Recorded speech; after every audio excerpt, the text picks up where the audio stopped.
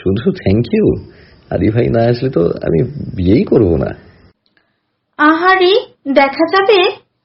অনেক নোরাকে সুসংবাদটা দেওয়ার জন্য ফোন করলো। নোরা তখন মা বাবার সাথে নেটফ্লিক্স দেখায় ব্যস্ত ছিল, আর ফোন ছিল ওর বেডরুমে, তাই ধরতে পারেনি।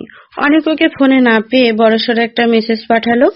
মেসেজেরই সবকিছু লিখলো। নোরা রুমে আসতেই রাত 9টা। তারপর মেসেজটা দেখে প্রথমে কিছুক্ষণ থম মেরে বসেছিল, তারপরে এক গ্লাস পানি খেলো। অতিরিক্ত আনন্দে মানুষ হাসতেও ভুলে যায়। নোরার এখন সেই দশা। সে কি সত্যি অনেককে পেতে যাচ্ছে? খুশি আর আনন্দের থেকে অস্থিরতা বেশি কাজ করছে তার মধ্যে, সাথে নার্ভাস লাগছে ভীষণ।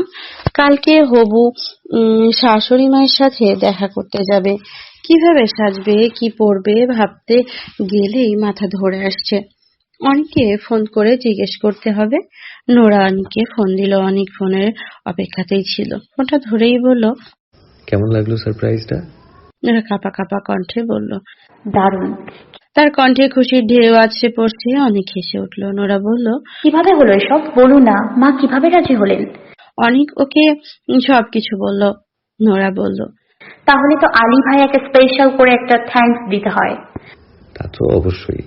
আচ্ছা, উনি দেশে কবে আসবেন? আমাদের বিয়েতেই আসবেন। সত্যি?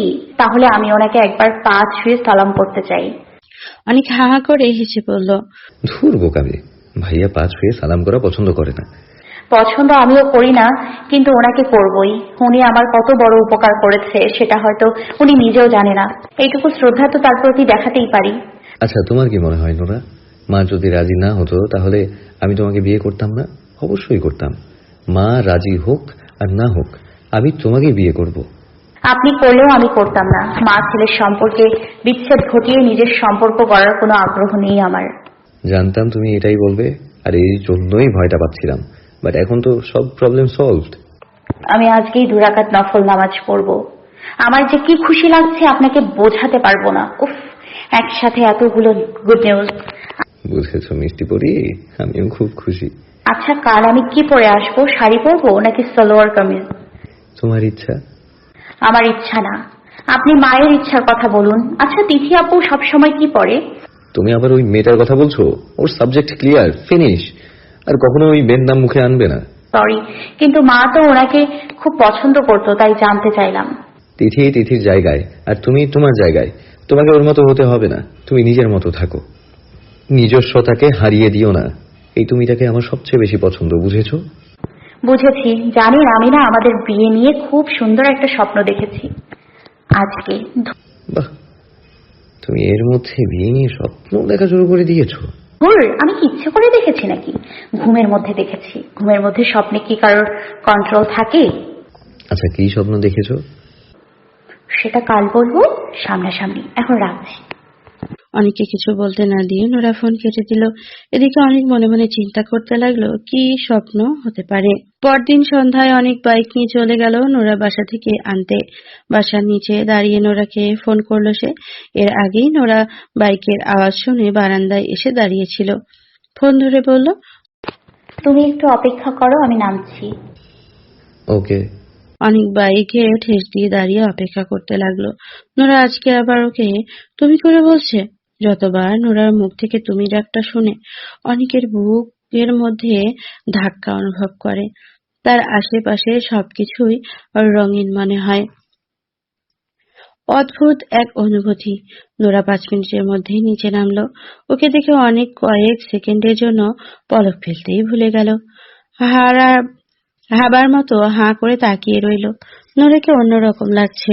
নেভি ব্লু কালারে কালো রঙের সালোয়ার কামিজ পরেছে, চোখে কাজল আর কালো আইশ্যাডো, ঘন পাপড়িতে মাস্কারা, ঠোঁটে নুড কালারের লিপস্টিক।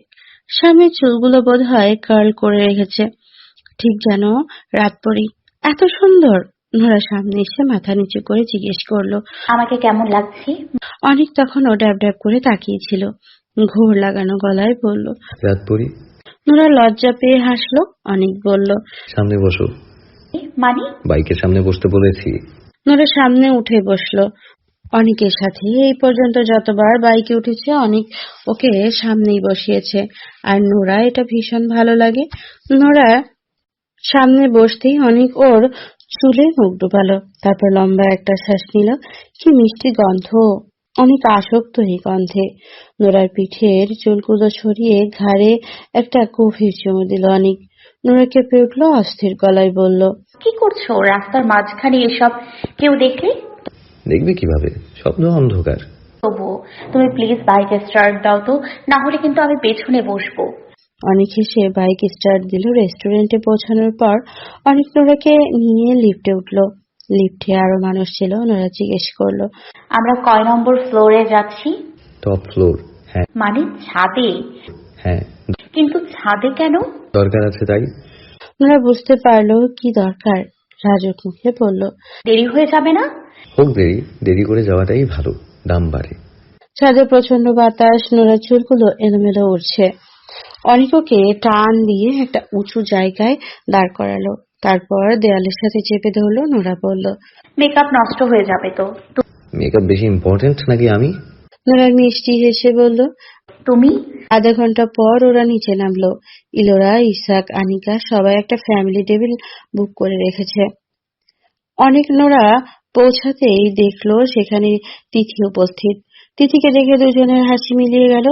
আনিকা আর ইসাকের মুখে অন্ধকারের ছাপ, শুধু ইলোরার মুখে মিষ্টি হাসি। অনেক গম্ভীর হয়ে দাঁড়িয়ে আছে। তিথি এখানে আসবে জানলে নোরাকে কখনোই আনতো না সে। সবাইকে চুপ দেখে ইসাক পরিস্থিতি স্বাভাবিক করার উদ্দেশ্যে বললেন। অনেক চুপ, নোরাও কি বলবে বুঝতে পারছে না। আনিকা বলল, রাস্তার জ্যাম ছিল বোধহয়। নোরা, তুমি আমার পাশে এসে বসো, এসো। ইলোরা হেসে বলল। এসো নোরা। নোরা গিয়ে আনিকার পাশে বসলো। তিথি ইলোরার এক পাশে বসেছে। অনেক শান্তভাবে গিয়ে নোরার পাশে বসলো, কিন্তু ওর ডান পাশে পড়ে গেল ইলোরা। অনেক ফিসফিস করে মাকে বলল। মা, এসব কি? ও এখানে কেন? ইলোরা বললেন, তিথি আমার মেয়ের মতো, ওকে আমি ফ্যামিলির অংশই মনে করি সব সময়, তাই ডিনারেও নিয়ে এসেছি। আশা করি এতে তোমার কোনো সমস্যা হবে না। অনেকের ভীষণ রাগ উঠেছে। ইচ্ছে করছে নোরাকে নিয়ে এক্ষুনি এখান থেকে উঠে চলে যেতে, কিন্তু এই হাসি খুশি পরিবেশটা নষ্ট হবে বলে ও সেটাও করতে পারছে না। খাওয়া দাওয়া শেষ পর্যায়ে হতেই ইলোরা নোরার হাত ধরে ওকে নিয়ে গেল একটা নিরিবিলি জায়গায়। হাঁটতে হাঁটতে বলল, কেমন আছো নোরা? নোরা নরম সুরে বলল, আলহামদুলিল্লাহ ভালো আন্টি, আপনি ভালো আছেন? এখন বলো, আমাকে তোমার কেমন লেগেছে? সত্যিই ভালো লেগেছে নাকি খুশি করার জন্য বলছো? আমি খুশি করার জন্য কাউকে কিছু বলি না আন্টি, যা বলি মন থেকে বলি। তাই? তাহলে মন থেকে একটা কথা বলো তো। কি কথা? লম্বা করে মেয়েটাকে দেখলে না আমার সাথে? ওর নাম তিথি, চেনো নিশ্চয়ই। ওর সাথে আমি অনিকের বিয়ে দিতে চেয়েছিলাম, কিন্তু অনিক তোমাকে বিয়ে করতে চায়। এখন তুমি আমাকে বলো নোরা, তিথিকে দেখে তোমার কি মনে হলো? অনিকের জন্য তোমাদের দুজনের মধ্যে কে বেশি যোগ্য, তুমি না তিথি? আর সাথে ব্যাখ্যাটাও দিও, কেন বেশি যোগ্য? হাঁটা থামিয়ে দিল। ইলোরাও থেমে গেল। নোরা বিব্রত বোধ নিয়ে তাকালো। ইলোরার হাত ভাঁজ করে বললেন, বলো। নোরা মাথা নিচু করে বলল, আমার মনে হয় উত্তরটা আপনার প্রশ্নের মধ্যেই আছে আন্টি। কি রকম? আপনি তো বললেন অনিক স্যার আমাকে বিয়ে করতে চান। যেখানে উনি নিজেই আমাকে চান, সেখানে কি যোগ্যতা বিচারের আদৌ কোনো প্রয়োজন আছে? ইলোরা ভ্রু কুঁচকালেন, তারপর হেসে বললেন, ভালোই তো কথা জানো দেখছি। আর কি বললে? অনিক স্যার? ও, আমি তো ভুলেই গেছিলাম। অনিক এখন তোমাদের ভার্সিটির লেকচারার, তাই না? আর তুমি ওর স্টুডেন্ট। আচ্ছা, স্টুডেন্ট হয়ে টিচারের সাথে এমন একটা সম্পর্কে জড়ানোর রুচি তোমার কিভাবে হলো বলো তো?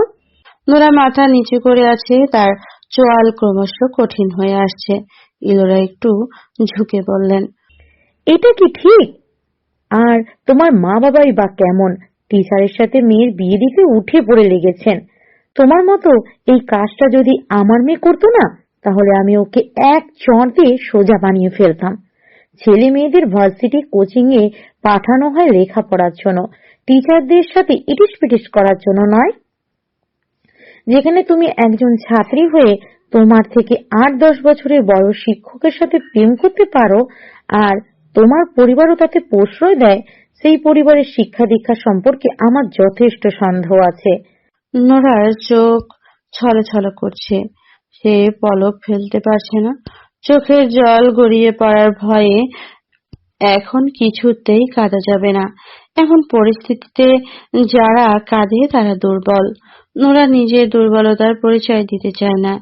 ইলোরা নোরার এক বাহু শক্ত করে ধরে ওকে নিজের দিকে ঘুরিয়ে বললেন, শিক্ষকরা বাবার সমতুল্য, মা বাবার পরে শিক্ষকের স্থান, সেটা জানো নাকি?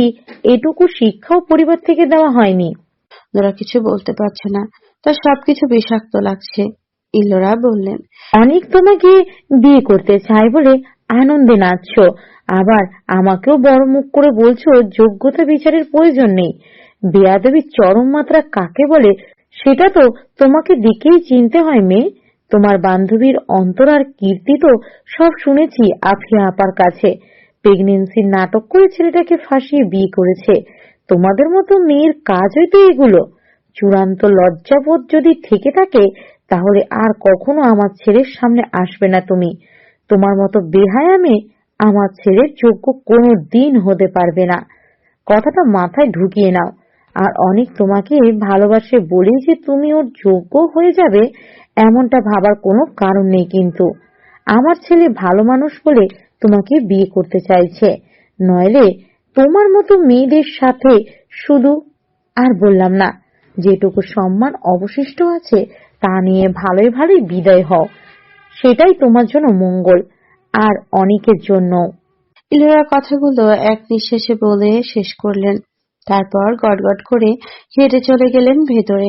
নোরার মুখে হাত দিয়ে কাঁদছে, কান্না কিছুতেই থামাতে পারছে না।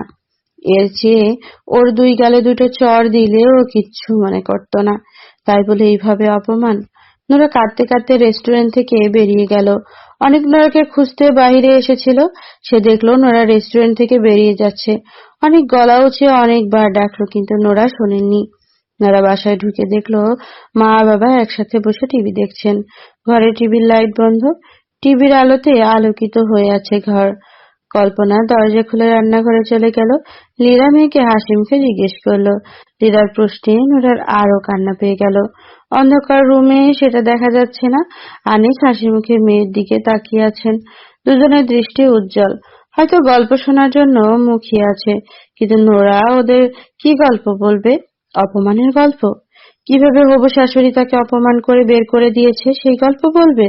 নোরার খুব কষ্ট হচ্ছে। মা বাবাকে কত আনন্দ নিয়ে বলেছিল তার শাশুড়ি তাকে ডিনারে ডেকেছেন। নোরা মাথা ব্যথায় ভান করে বলল, ভালো লাগছে না মা, আমার মাথাটা ব্যথা করছে, পরে গল্প করব, এখন আমি রুমে যাচ্ছি, কিছুক্ষণ শুয়ে থাকবো। আনিস একটু সন্দেহ গলায় বলল, কি হয়েছে মা, সব ঠিক আছে তো? হ্যাঁ ঠিক আছে বাবা, সব ঠিক আছে। লীলা বলল, লাগবে না মা, আমি ঘরে যাচ্ছি। নোরা রুমে ঢুকে দরজা বন্ধ করে দিল, তারপর ফ্লোরে বসে কাঁদতে লাগলো। অনিকের মা তাকে এইভাবে অপমান করে কেন করলেন? যেখানে তার বাবা এত মেজাজি মানুষ হয়েও তার সাথে কোনোদিন উঁচু গলায় কথা বলেননি, একটা ধমক পর্যন্ত দেননি, সেখানে বাহিরের এক মহিলা এত অপমান সে কি করে মেনে নিল? অন্য কেউ হলে নোরা ফটাফট মুখের উপর জবাব দিয়ে দিত, কিন্তু ইলোরাকে সে কিচ্ছু বলতে পারেনি। কিভাবে বলবে? সে যে অনিকের মা। নোরার ফোনটা অনেকক্ষণ ধরে বাজছে। নোরা ফোন ধরল না, সাইলেন্ট করে রেখে দিল। বিছানার সাথে হেলান দিয়ে ফ্লোরে বসে কখন যে ঘুমিয়ে পড়ল নোরা। ঘুম ভাঙলো ফজরের আজানের শব্দে। 2-1 হাই তুলে আশেপাশে তাকাতেই দেখলো ফোনের লাইট জ্বলছে। অনিক ওকে এখনো ফোন করছে। সেই যে রাতে ফোন সাইলেন্ট করেছিল, তারপরে আর ফোনটা হাতে নেয়নি, ঘুমিয়ে পড়েছিল। নোরা ফোনটা নিয়ে দেখলো 544টা মিসড কল, 85টা মেসেজ। মেসেজগুলোতে বেশিরভাগই সরি লেখা, আরো অনেকভাবে অ্যাপোলোসাইজ করেছে অনিক। একটা মেসেজে লেখা, নোরা প্লিজ একবারের জন্য নিচে এসো, আমি। বাকিটা পড়তে পারলো না। আবার ফোন এলো অনিকের। নোরা ফোন ধরে বলল, হ্যালো। ওই পাশ থেকে অস্থির কণ্ঠ ভেসে আসলো, নোরা নোরা নোরা প্লিজ ফোনটা কেটো না প্লিজ, একবার আমার কথা শোনো। মা যা করেছে সবকিছুর জন্য আমি ক্ষমা চাইছি। বিশ্বাস করো আমি জানতাম না মা তোমাকে এসব বলবে। জানলে তোমাকে অপমান করার জন্য কখনো ডেকে আনতাম না। প্লিজ মাফ করে দাও নোরা, এক্সট্রিমলি সরি, প্লিজ। শান্ত হন আপনি। আন্টির কথায় আমি কিছু মনে করিনি, শুধু একটু কষ্ট হয়েছিল, কিন্তু এখন সেই কষ্টটাও আর হচ্ছে না। নোরা, তুমি কি একবার ছাদে আসবে প্লিজ? ছাদে মানে? আপনি কি আমাদের বাসার ছাদে? হ্যাঁ, অনেকক্ষণ নিচে দাঁড়িয়েছিলাম, তারপর দারোয়ান গেট খুলে দিল। তোমাদের বাসায় ঢোকার সাহস হচ্ছিল না, তাই ছাদে চলে এসেছি। একটু অপেক্ষা করুন, আমি এক্ষুনি আসছি। নোরা ওড়নাটা গলায় জড়িয়ে ছাদে দৌড় দিল।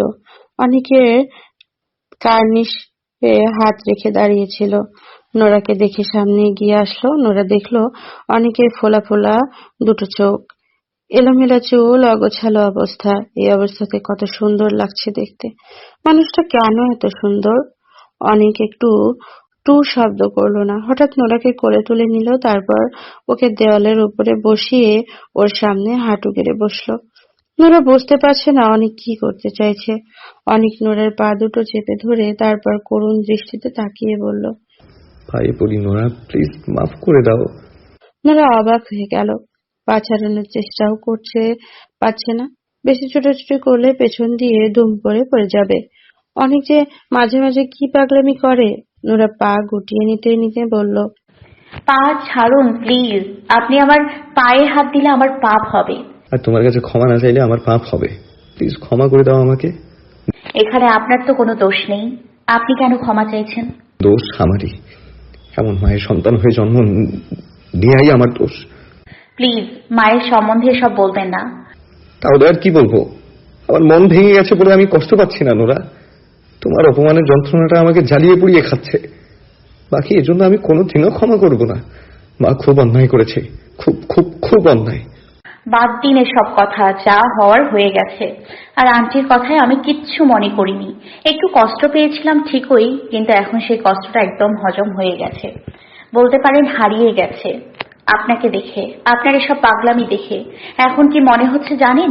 ভাগ্যিস আন্টি আমাকে অপমান করেছিল, না হলে তো জানতেই পারতাম না আপনি আমাকে এত ভালোবাসেন। আমি রাগ করে ফোন সাইলেন্ট করে দিলে আপনি সারা রাত ধরে ফোন দিয়ে যেতে পারতেন। উতলা হয়ে বাসার সামনে ছুটে আসতে পারেন, বাচ্চাদের মতো কেঁদে চোখ ফোলাতে পারেন। এত ভালো কেউ কাউকে কিভাবে বাসতে পারে? আমি কি সত্যি এত ভালোবাসা ডিজার্ভ করি? শুধুমাত্র তুমি ডিজার্ভ করো। নোরা দেওয়াল থেকে নেমে নিচে বসে পড়ল। অনেক হাঁটু গেড়ে সোজা হয়ে বসলো। নোরা এতক্ষণ অনেকের দুই হাত ধরেছিল, এবার সেই হাত দুটো নিয়ে নিজের গলার উপর রেখে কাঁদতে কাঁদতে বলল, আই লাভ ইউ। তারপর অনেকের গলা জড়িয়ে ধরল। অনেকে বুকে মাথা রেখে আবারও কাঁদতে লাগলো। অনেক ওকে খুব শক্ত করে জড়িয়ে ধরে বলল, কেঁদো না নোরা। আমি কি কোনোদিনও আপনাকে পাবো না? কে বলেছে পাবে না? আমি তো তোমারই, শুধু তোমার, সব সময় থাকবো তোমার। সত্যি? একদম সত্যি। আপনাকে ছাড়া আমি একদম থাকতে পারবো না। অনেক হেসে বলল। বোকা মেয়ে, আমি কি পারবো তোমাকে ছাড়া থাকতে? নোরা ফুপিয়ে ফুপিয়ে কাঁদছে। অনেক চোখ বন্ধ করে আছে, তার দুই চোখের কিনার দিয়ে গড়িয়ে পড়ছে জল। কোনো শব্দ হচ্ছে না, শুধু নিঃশব্দে কান্না। তিথিদের বাসার কলিং বেল চাপছে। অনেক দরজা খুললো। তিথি অনেককে দেখে বড়সড় একটা ধাক্কা খেলো। সে জীবনে এই প্রথমবার অনেক তাদের বাসায় এসেছে। খুশিতে খই হারিয়ে কি বলবে বুঝে উঠতে পারছে না তিথি। অবাক হয়ে তাকিয়ে আছে। অনেক শান্ত গলায় বলল, ভেতরে আসতে পারি? তিথি নার্ভাস কাটিয়ে কম্পিত গলায় বলল, অবশ্যই অবশ্যই আসতে পারো, এসো। দরজার সামনে থেকে সরে অনেককে ভেতরে আসার জায়গা করে দিল তিথি। অনেক সোফায় বসতে বসতে আশেপাশে তাকিয়ে বলল, বাসায় আর কেউ নেই? মা বাজারে গেছে, মিঠি ঘুমাচ্ছে, রান্নাঘরে ফুলি আন্টি আছে। তোমার জন্য কি আনবো? কফি খাবে? আমি কিছু খেতে আসিনি, তোমাকে কয়েকটা কথা বলতে এসেছি। অনেকের কপট উত্তরে তিথির মলিন হাসলো। হালকা আহত গলায় বলল, বলো।